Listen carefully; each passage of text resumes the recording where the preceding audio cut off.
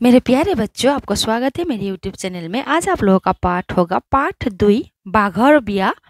आप लोगों के पाठ से अपुन पाठ अहोमियार लेसन 2 बाघर बिया प्रश्नों के उत्तर चर्चा करेंगे। आप लोग अगर नए आए हो तो चैनल को सब्सक्राइब कर दीजिएगा, नए नए वीडियो का नोटिफिकेशन मिलते रहेगा। आज का वीडियो आरंभ करते हैं। क्रियाकलाप চোৱা আগৰ দৰে তোমালোকে ক্ৰিয়াকলাপ নিজৰ কিতাপৰ পৰাই মুখস্থ কৰিবা। এতিয়া একৰ প্ৰথমে কোৱা তাৰ পিছত লিখা প্ৰশ্নৰ উত্তৰ দিম, ঠিক আছে? চোৱা প্ৰথমে কোৱা তাৰ পিছত লিখা ক চোৱা বাঘৰ বিয়া সাধুটোত পুৰোহিতজন হাবিৰ লুংলুঙীয়া বাটটোৰে কলৈ আহি আছিল? উত্তৰ বাঘৰ বিয়া সাধুটোত পুৰোহিতজন হাবিৰ লুংলুঙীয়া বাটটোৰে নিজৰ ঘৰলৈ আহিছিল।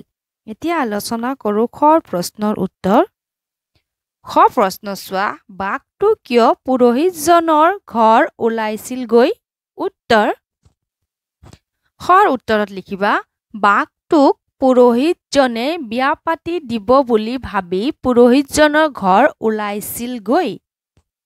গ প্ৰশ্ন বাঘ আহিলে পুৰোহিতে ঘৈণীয়েকক কি বুলি ক'বলৈ কৈছিল?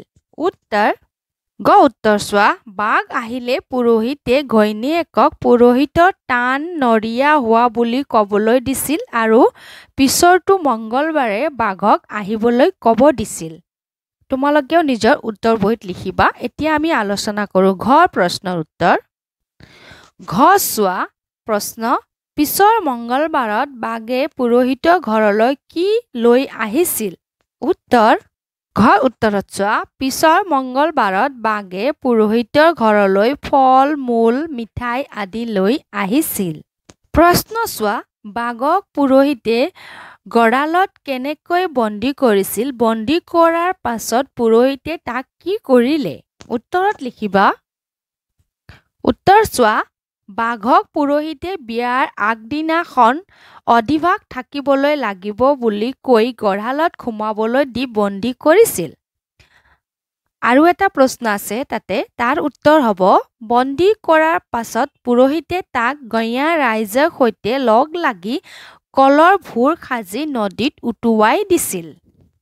প্ৰথম প্ৰশ্ন চোৱা ভূৰ পানীত চলোৱা হয়। পানীত যাতায়াতৰ বাবে আৰু কি কি ব্যৱহাৰ কৰা হয় বাৰু?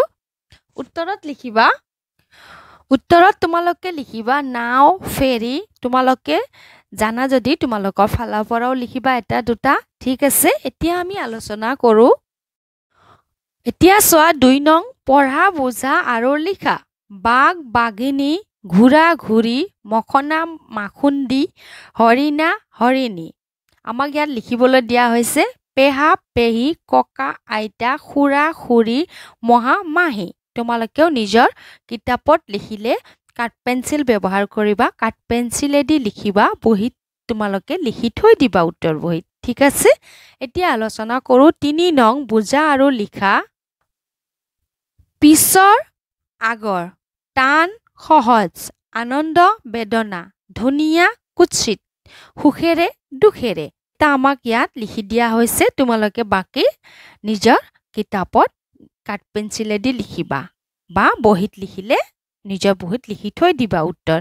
এতিয়া আমি আলোচনা কৰোঁ 4 নঙৰ 4 নং চোৱা বুজা আৰু খালী ঠাই পূৰ কৰা দুটা চৰাই চৰাই যোগ হালি চৰাই হালি দুখন চৰণ চৰণ যোগ যুগল চৰণ যুগল দুটা গৰু গৰু যোগ হাল গৰু হাল।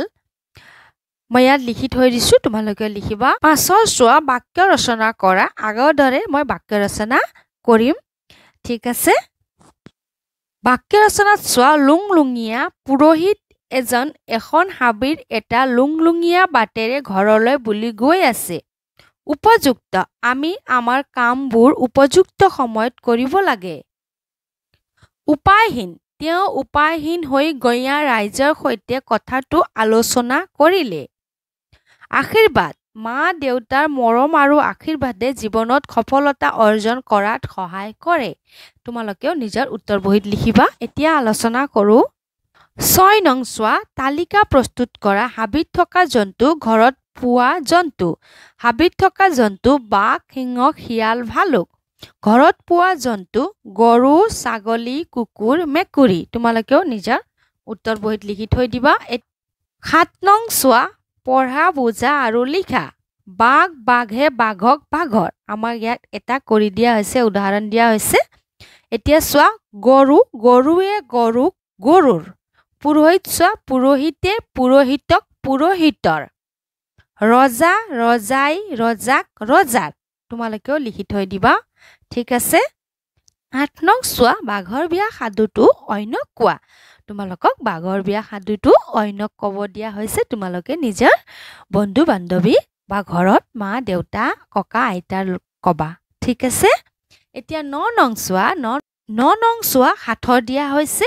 ভাবা আৰু উত্তৰ উলিওৱা ক চোৱা মেকুৰী মাহী মোৰ নহয় মই মেকুৰী মৃগ ধৰিবলৈ বনত ফুৰো চেকুৰী বাঘ খ চোৱা উপজিলে মাটিত বাস কৰিলে পিছে চিৰদিন পানীত নাও তোমালোকে লিখি থৈ দিবা আশা ৰাখিছোঁ মোৰ মৰমৰ ছাত্ৰ ছাত্ৰী তোমালোকে ভিডিঅ' বুজি পাইছা বুলি নতুনকৈ আহিছা যদি চেনেল ছাবস্ক্ৰাইব কৰি থৈ দিবা নতুন নতুন ভিডিঅ' নটিফিকেশ্যন পাই থাকিবা আজিৰ কাৰণে ধন্যবাদ আকৌ লগ পাম আমি নতুন ভিডিঅ'ত